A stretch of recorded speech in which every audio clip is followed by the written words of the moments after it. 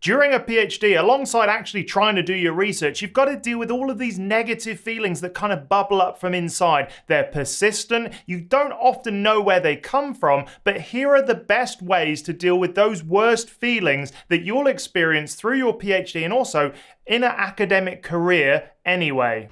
The first feeling is that constant feeling that you're gonna get scooped, that someone is working on your exact project or your exact problem and they are gonna sort of like solve it before you. This is one of the hardest ones because it just is always in the back of your mind. And unfortunately, there are no easy ways to deal with it. One thing that I take comfort in is that no one will do research exactly like me. I have my own history, I have my own knowledge, and I am looking at a problem through like my own set of eyes with my filters that I've sort of like built up from all of the knowledge previously. And that is true for you. Now, it doesn't mean that someone won't also be working on that problem, but hopefully, and quite often, you'll arrive to similar conclusions in different ways. And it's part of telling that story of how you get there through publications that makes your research unique. In recent years, I've been reading a lot of Stoic texts, and one thing that it says is not to worry about those things that are outside of your control. Always sort of like worried about what's happening in another lab, in another country, seems counterproductive, but we can't help ourselves from doing it. So quite often, if I feel myself like ruminating, or I'm really struggling to focus on what I'm doing, or I have that sort of like bubbling anxiety, I just ask myself, is this something that I can control? If not, I shouldn't worry about it. I should focus my attention on my actual work. Another constant worry that a lot of PhD students have, and I know that I had it during my PhD and my academic career, is that your supervisor doesn't like you.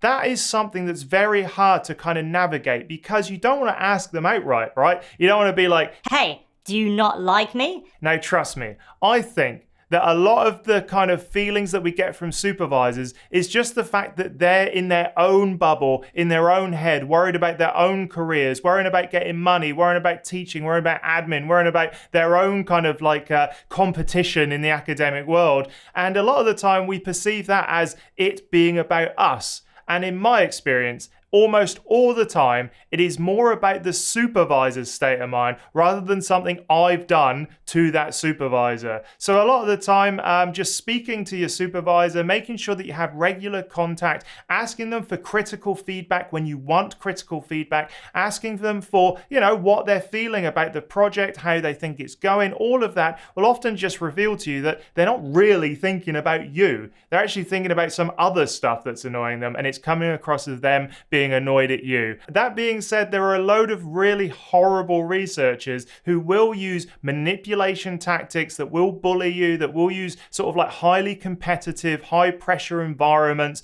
to try to get the best from their students.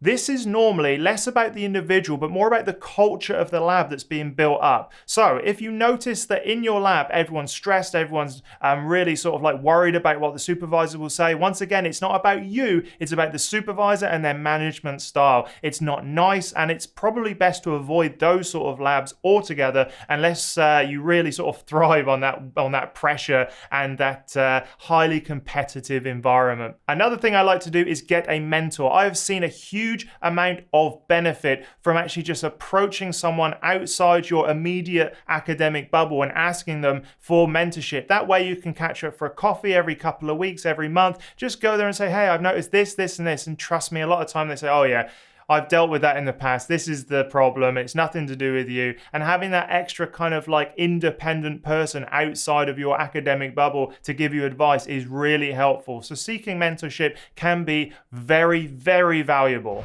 A lot of the time, we end up self-sabotaging ourselves without even realizing it. Now, I am a man of science, but I do read some sort of like little bit of self-help on the side. And there was this book about the upper limit problem, which I thought was a bit of a rubbish book, but ultimately it kind of gave me a new lens by which to think about self-sabotage. And that is when you getting to the end of a project, whenever you're feeling like you can't push through, or that you're, really just really leaning into the fact that you can't do a certain thing, you need to ask yourself why. Because a lot of us have what this book described as a thermostat, which is set at a certain level. And once you get past that thermostat, maybe something's going really well, you kind of self-adjust for self-sabotage so that you don't do better than you think you're capable of. I hope that makes sense. So one thing I always think about when I start to see sort of like my self-sabotaging act is say, okay, well, is it just the fact that I'm getting to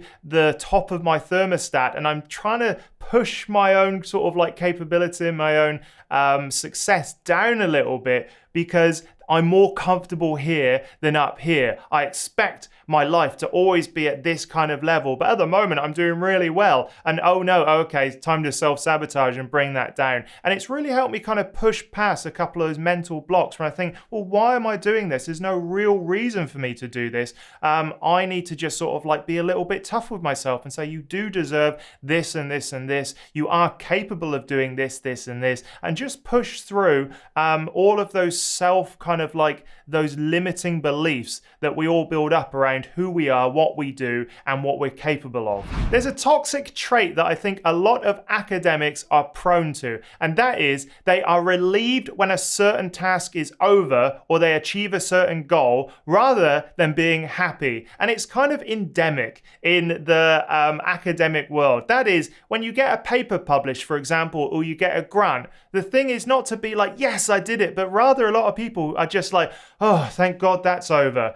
I remember this one time where I got a paper and it was one of my first, like maybe it was the second or third paper, but I was actually quite pleased. And so I went up to my supervisor, handed it to him and said, look, we've been published. And he went, great, let's think about the next one. And I was like, whoa, hang on. I've only just got this paper. Surely there should be a moment where we celebrate as a group, or that we at least acknowledge that this is a good thing. It was much more about the process, like, okay, let's just continue, don't be too excited, let's just go. And I think that can be a little bit detrimental to people's own kind of perception of what is important in academia. So one thing I used to like to do is if there was something that was important to me, not important to my supervisor, not important to my colleagues, my collaborators, but something that was important to me, I would make sure that I celebrate it. I would go out for like a nice takeaway that I don't often get. Or I treat myself to this little thing. Now I know we can't rely on external things to motivate us. It's much better to come intrinsically in an ideal world. But a lot of the times you just need to sort of like have that external reward to make sure that you do mark something that is successful, that you're happy with. Otherwise, you'll end up in this constant just kind of like, okay, got over that hump, what's next? Okay, got over that hump, what's next? Rather than just going, you know what? Take a moment, enjoy this success, and then after that we can move on. Just take a moment for yourself. Academics are not robots. I know, shock horror. But importantly, it means that at times you are going to feel completely unfocused, completely unmotivated, and interestingly, these feelings often come at a point where you need to feel motivated or you need to feel focused the most.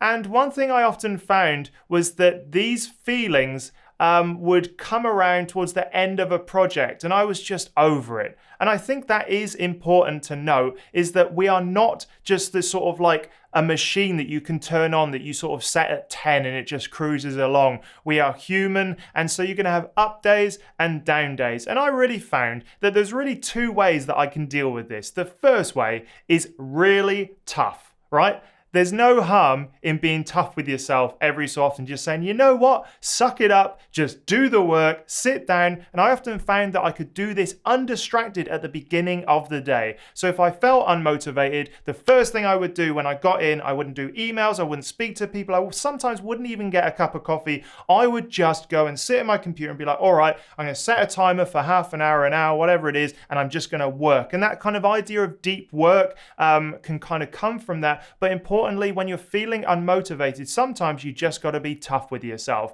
If I was tough with myself and it didn't work, then I would have to sort of like reevaluate and say, you know what, all I'm going to do is take a little bit of a step back. Why am I feeling unmotivated? Why am I feeling unfocused? And it could be that I've just lost touch with the things I actually like. For example, during a PhD project, I really liked the project side of things. I liked making experiments, doing experiments, but the writing to me was so very boring. You may be the opposite way around, but going back to the lab and just reconnecting with the things that I actually enjoyed really gave me that little bit of a boost. If you are a PhD student, there are great ways to connect with the things you like again.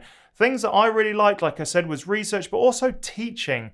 Making sure and speaking to my supervisor and saying, hey, is it okay if I do like one lecture or one workshop a week? Because I just need to get that connection with students and reconnect with the things I actually like about academia. So reconnecting, refocusing if being tough on yourself doesn't work. And towards the end of my PhD, I had to be tough with myself. I sat in a library for 6 hours a day. I did 3 lots of 2 hours of focus work. I ate loads of dates. I drank lots of energy drinks. But importantly, I finished. And it wasn't too hard for me to kind of push myself. And sometimes you just got to be a little bit mentally resilient and say, you know what, Stapes, Andy, that's my name, do it.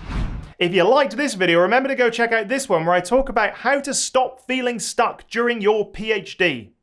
So there we have it. There's all of the best ways to deal with the worst feelings during your PhD. Let me know in the comments what you would add. And also remember, there are more ways that you can engage with me. The first way is to sign up to my newsletter. Head over to andrewstapleton.com.au/newsletter. The link is in the description. And when you sign up, you'll get 5 emails over about 2 weeks. Everything from the tools I've used, the podcasts I've been on, how to write the perfect abstract, and more. It's exclusive content available for free, so you got nothing to lose. Go check it out now. Also, go check out academiainsider.com. That's where I've got my new project, where I've got my ebooks, my resource pack, my forum, the blog. Everything is over there to make sure that academia and your PhD works for you. All right then, I'll see you in the next video.